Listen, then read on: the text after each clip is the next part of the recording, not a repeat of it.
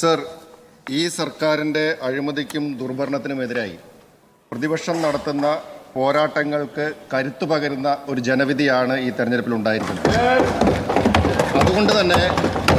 അതുകൊണ്ട് തന്നെ ആ ജനവിധി ഉൾക്കൊണ്ടുകൊണ്ട് ഈ സർക്കാരിൻ്റെ അഴിമതികൾ ഒന്നൊന്നായി നിയമസഭയ്ക്കകത്തായാലും പുറത്തായാലും തുറന്നു കാട്ടുവാൻ ഈ പ്രതിപക്ഷം ഉണ്ടാകുമെന്ന് ഞാൻ ആമുഖമായി പറയാൻ ആഗ്രഹിക്കുകയാണ്. സർ, 2015 മാർച്ച് 10 ബഹുമാനായ അന്നത്തെ പ്രതിപക്ഷ നേതാവ് ശ്രീ VS അച്യുതാനന്ദൻ നിയമസഭയിൽ നടത്തിയ ഒരു പ്രസംഗം, അതിലെ ഏതാനും വാചകങ്ങൾ ഞാനിവിടെ ഉദ്ധരിക്കുകയാണ്. ശ്രീ KM മാണിയും ശ്രീ ഉമ്മൻചാണ്ടിയും ശ്രീ PC ജോർജുമൊക്കെ വിശുദ്ധ ഗ്രന്ഥം നന്നായി വായിച്ച് പഠിച്ചിട്ടുള്ളവരല്ലേ? അതിൽ മത്തായിയുടെ സുവിശേഷത്തിൽ നിന്നും ഒരു വാചകം ഉദ്ധരിക്കാം. ഒരു മനുഷ്യൻ ഈ ലോകം മുഴുവൻ നേടിയാലും സ്വന്തം ആത്മാവ് നഷ്ടപ്പെടുത്തിയാൽ എന്ത് പ്രയോജനമാണെന്നാണ് പറയുന്നത്. അതിനുശേഷം അദ്ദേഹം പറയാണ്, സർ, വചനം സത്യമായി അനുഭവപ്പെടുന്ന ഒരു കാലം വരും മിസ്റ്റർ മാണി. കെടാത്ത തീയും ചാകാത്ത പുഴുവും നിറഞ്ഞ നരകത്തിൽ മാണി വീണു പോകുന്നത് എനിക്ക് ഓർക്കാൻ പോലും കഴിയുന്നില്ല. കെടാത്ത തീയും ചാകാത്ത പുഴുവും. സർ, ബഹുമാനപ്പെട്ട മുഖ്യമന്ത്രിയോടും ബഹുമാനപ്പെട്ട മന്ത്രിമാരായ ശ്രീ MP രാജേഷിനോടും ശ്രീ മുഹമ്മദ് റിയാസിനോടും ഞങ്ങൾക്ക് പറയാനുള്ളത് ഇത് തന്നെയാണ്. സർ, കെടാത്ത തീയും ചാകാത്ത പുഴുവും നിറഞ്ഞ നരകത്തിൽ നിങ്ങൾ വീണു പോകരുത് എന്നുള്ളതാണ്. സർ, സമാനമായ രീതിയിൽ ഈ അടുത്ത ദിവസങ്ങളിൽ പുറത്തു വന്നിട്ടുള്ള ഒരു ശബ്ദ സന്ദേശം എങ്ങനെയാണോ വന്നത്, സമാനമായ രീതിയിൽ വന്ന ചില ശബ്ദരേഖകളുടെയൊക്കെ അടിസ്ഥാനത്തിലാണ് സർ ബഹുമാനായ ശ്രീ KM മാണിക്കെതിരെ അന്ന് ബാർക്കോഴ ആരോപണം ഇപ്പോഴത്തെ ഭരണപക്ഷം അന്ന് ഉന്നയിച്ചതും കേരളത്തിൽ മുൻപെങ്ങും കണ്ടിട്ടില്ലാത്ത വിധത്തിലുള്ള എല്ലാ കോലാഹലങ്ങൾക്കും നമ്മളന്ന് സാക്ഷ്യം വഹിക്കുകയൊക്കെ ചെയ്ത് അന്ന് നിയമസഭ തന്നെ തല്ലിത്തകർക്കുന്ന, ബഹുമാനപ്പെട്ട ചെയർ പോലും ഇരിക്കുന്ന അവിടുത്തെ കമ്പ്യൂട്ടർ ഉൾപ്പെടെ തല്ലിത്തകർക്കുന്ന ഈ സംസ്ഥാനത്തിന്റെ ചരിത്രത്തിൽ ഏറ്റവും വലിയ നാണക്കേടുണ്ടാക്കിയ സംഭവവികാസങ്ങൾക്ക് ഈ നിയമസഭ സാക്ഷ്യം വഹിച്ചത് ഇതുപോലെ ഈ ബാർക്കോഴയുടെ അഴിമതി ആരോപണത്തിന്റെ പേരിലായിരുന്നു. സർ, അന്ന് ബഹുമാനപ്പെട്ട VS നടത്തിയ മറ്റൊരു പ്രസ്താവന കൂടി ഉണ്ടായിരുന്നു. മാർച്ച് 12 സർ, കോഴ വാങ്ങിയ മാണി, കോഴപ്പണം എണ്ണാൻ സ്വന്തമായി യന്ത്രം വീട്ടിൽ സൂക്ഷിച്ചിരിക്കുന്ന മാണി, ബഡ്ജറ്റ് വിറ്റ് കാശാക്കുന്ന മാണി, ഇത്രയും കൊള്ളരുതായ്മകൾ കൊണ്ട് മുഖം വികൃതമാക്കിയ മാണിയെ ബഡ്ജറ്റ് അവതരിപ്പിക്കാൻ ഞങ്ങൾ സമ്മതിക്കില്ല എന്നാണ് പറഞ്ഞത്. സർ, ഈ തരുണത്തിൽ അധ്യാത്മരാമായണത്തിലെ 4 വരികൾ ഇവിടെ ഉദ്ധരിക്കാൻ ആഗ്രഹിക്കുകയാണ്. വളരെ പ്രസക്തമാണ്. നിത്യവും ചെയ്യുന്ന കർമ്മഫലം കർത്താവ് ഒഴിഞ്ഞു മറ്റന്യൻ പൂജിക്കുമോ? താൻ നിരന്തരം ചെയ്യുന്ന കർമ്മങ്ങൾ താൻ അനുഭവിച്ചിട് എന്നേ വരൂ. സർ, എന്താണിപ്പോൾ ഏറ്റവും പുതിയതായി പുറത്തു വന്നുകൊണ്ടിരിക്കുന്ന വിവരങ്ങൾ? ഞെട്ടിപ്പിക്കുന്ന വിവരങ്ങളാണ്. സർ, ബാർ ഉടമകൾക്ക് അനുകൂലമായി മദ്യനയം രൂപീകരിക്കുന്നതിന് കോഴ നൽകാനായി ബാർ ഉടമകൾ 2.5 ലക്ഷം രൂപ വീതം നൽകണമെന്നാവശ്യപ്പെട്ടിട്ടുള്ള സംഘടനാ നേതാവിൻ്റെ ശബ്ദ സന്ദേശമാണ് പുറത്തു വന്നിരിക്കുന്നത്. വളരെ കൃത്യമായ ശബ്ദ സന്ദേശം. 2024 May 23 federation of Kerala hotel അസോസിയേഷൻ്റെ സംസ്ഥാന നേതാവും ഇടുക്കി ജില്ലാ പ്രസിഡന്റുമായിട്ടുള്ള ഒരു വ്യക്തിയുടെ ശബ്ദ സന്ദേശമാണ് പുറത്തു വന്നിരിക്കുന്നത്. എന്താണ് അതിൽ പറഞ്ഞിരിക്കുന്നത്?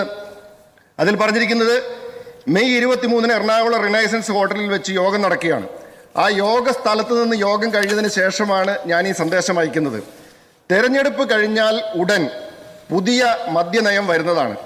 അതിനകത്ത് 1-ാം തീയതി ഡ്രൈഡേ എടുത്ത് കളയുന്നതടക്കമുള്ള കാര്യങ്ങൾ ഉണ്ടാകും എന്ന് പറയുന്നത് ഒരു ബാർ മുതലാളിയാണ്. സർ, അവിടെ കൊണ്ട് തീർന്നില്ല. ഇതൊക്കെ ചെയ്തു തരണമെങ്കിൽ നമ്മൾ കൊടുക്കേണ്ടുന്ന കാര്യങ്ങൾ കൊടുക്കണം. ഇടുക്കി ജില്ലയിൽ നിന്ന് ഒരു ഹോട്ടൽ മാത്രമാണ് 2.5 ലക്ഷം നൽകിയത്. വലിയൊരു ഗ്രൂപ്പ് 4 ലക്ഷം രൂപ കൊടുത്തിട്ടുണ്ട്. അതിന്റെ കണക്ക് പ്രസിഡന്റ് ഇവിടെ വെച്ച് തന്നെ പറഞ്ഞു. വളരെ വിശദമായിട്ടാണ് കാര്യങ്ങൾ പറഞ്ഞിരിക്കുന്നത്. ഇതുവരെ 1/3 ആണ് ടോട്ടൽ കളക്ഷനായി സ്റ്റേറ്റിൽ നിന്നും കിട്ടിയത്. 1/3 ഓൾറെഡി പിരിച്ചെടുത്തു കഴിഞ്ഞു. പണം കൊടുക്കാതെ ആരും നമ്മളെ സഹായിക്കില്ല. 2.5 ലക്ഷം രൂപ വെച്ച് കൊടുക്കാൻ പറ്റുന്നവർ നൽകുക. പണ്ടത്തെ അവസ്ഥ വന്നാൽ ഇനി നമ്മൾ എല്ലാവരും അതിനെപ്പറ്റി ചിന്തിക്കണം. സർ, അവിടെ കൊണ്ടൊന്നും അവസാനിച്ചിട്ടില്ല. ഏറ്റവും പ്രസക്തമായ ഭാഗം, ഇലക്ഷൻ കഴിഞ്ഞ് ഒരു പാർട്ടിയും പൈസ സാധാരണ നിലയിൽ മേടിക്കുന്നതല്ല. എന്നിട്ടും അതിനുള്ള ഓപ്ഷൻ നമ്മൾ ഉണ്ടാക്കിയിട്ടുണ്ട്. എന്താണ് സർ? ഇലക്ഷൻ കഴിഞ്ഞ് സാധാരണ പണം മേടിക്കുന്നതല്ല, പക്ഷെ എന്നിട്ടും അത് കൊടുക്കാനുള്ള സംവിധാനം, അതിനുള്ള ഓപ്ഷൻ നമ്മൾ ഏർപ്പെടുത്തിയിട്ടുണ്ട് എന്ന് സംഘടനയുടെ ഉത്തരവാദിത്തപ്പെട്ട ഒരു ഭാരവാഹി വളരെ വിശദമായി അദ്ദേഹത്തിന്റെ വോയിസ് സന്ദേശം മറ്റ് അംഗങ്ങളുടെ ഗ്രൂപ്പുകളിലേക്ക് പോവുകയാണ്. സർ, അപ്പോ ഇവിടെ ആരുണ്ടാക്കി? അവിടെ പറയുന്ന ആ ഓപ്ഷൻ ആരുണ്ടാക്കി? എന്താണ് ആ ഓപ്ഷൻ? ആ ഓപ്ഷൻ അറിയാൻ കേരളത്തിലെ ജനങ്ങൾക്ക് അവകാശമില്ലേ? ഏതാണ് അതിന്റെ പുറത്തിലുള്ള കറുത്ത കരങ്ങൾ എന്നുള്ള അറിയാനുള്ള അവകാശം ഈ നാട്ടിലെ ജനങ്ങൾക്കില്ലേ? സർ, ഇതേ തുടർന്ന് ബഹുമാനപ്പെട്ട മന്ത്രി ശ്രീ എം പി രാജേഷ് അദ്ദേഹം ഒരു പരാതി ക്രൈംബ്രാഞ്ചിന് കൊടുത്തു. ക്രൈംബ്രാഞ്ച് കൊടുത്തിരിക്കുന്ന പരാതിയുടെ അടിസ്ഥാനത്തിൽ DGPക്ക് കൊടുത്ത പരാതിയുടെ അടിസ്ഥാനത്തിൽ ക്രൈംബ്രാഞ്ച് പ്രാഥമിക അന്വേഷണം പൂർത്തീകരിക്കാൻ പോവാണെന്നാണ് നമുക്ക് അറിയാൻ കഴിഞ്ഞത്. സർ, പരാതി കൊടുത്തതിന് ശേഷം ഇവിടെ പരാതിയിൽ എന്താണ് അന്വേഷിക്കുന്നത്? സർ, പരാതിയിൽ അന്വേഷിക്കുന്നത് ഈ ശബ്ദ സന്ദേശം എങ്ങനെ പുറത്തു വന്നു എന്നതിനെ സംബന്ധിച്ചുള്ള അന്വേഷണമാണ് നടക്കുന്നത്. അല്ലാതെ സർ, ശബ്ദ സന്ദേശം എങ്ങനെ പുറത്തു വന്നു എന്നാണ് ഇവിടെ അന്വേഷിക്കുന്നത്. അല്ലാതെ ഇവിടെ കോഴ നൽകാനായി പിരിച്ചെടുത്ത പണം അത് ബാർ ഉടമകളുടെ അസോസിയേഷന്റെ രജിസ്റ്ററിലുണ്ടോ? പരിശോധിച്ചിട്ടുണ്ടോ? ആ രജിസ്റ്റർ കസ്റ്റഡിയിൽ എടുത്ത് പരിശോധിച്ചിട്ടുണ്ടോ? സർ, ബന്ധപ്പെട്ടവരെ ആരെയെങ്കിലും അതിന്റെ അടിസ്ഥാനത്തിൽ ചോദ്യം ചെയ്തിട്ടുണ്ടോ? അല്ലെങ്കിൽ അവരുടെ ആരുടെയെങ്കിലും ബന്ധപ്പെട്ടവരുടെ ബാങ്ക് അക്കൗണ്ട് പരിശോധിച്ചിട്ടുണ്ടോ? സർ, എല്ലാ തെളിവുകളും ഇവിടെയുണ്ട്. അതായത് പണപ്പിരിവ് നടന്നു എന്ന്, 1/3 പിരിവ് നടന്നുവെന്ന് ഒരാൾ കൃത്യമായിട്ട് പറയുന്നു. പല ആളുകളോടും സംസാരിക്കുമ്പോൾ ഈ പിരിവ് നടത്താൻ ഉപയോഗിച്ച മാർഗങ്ങളും അതിനുവേണ്ടി നടത്തിയിട്ടുള്ള പ്രവർത്തനങ്ങളും ഒക്കെ ഇവിടെ നാട്ടിൽ പാട്ടാണ്. പക്ഷെ ഇതൊക്കെ നടന്നിരിക്കെ എന്തുകൊണ്ട് അഴിമതി നിരോധന നിയമപ്രകാരം ഒരു FIR ഇട്ട് കേസെടുക്കാനായിട്ട് ഈ സർക്കാർ തയ്യാറാവുന്നില്ല എന്നുള്ളതാണ് ഞങ്ങളുടെ ചോദ്യം.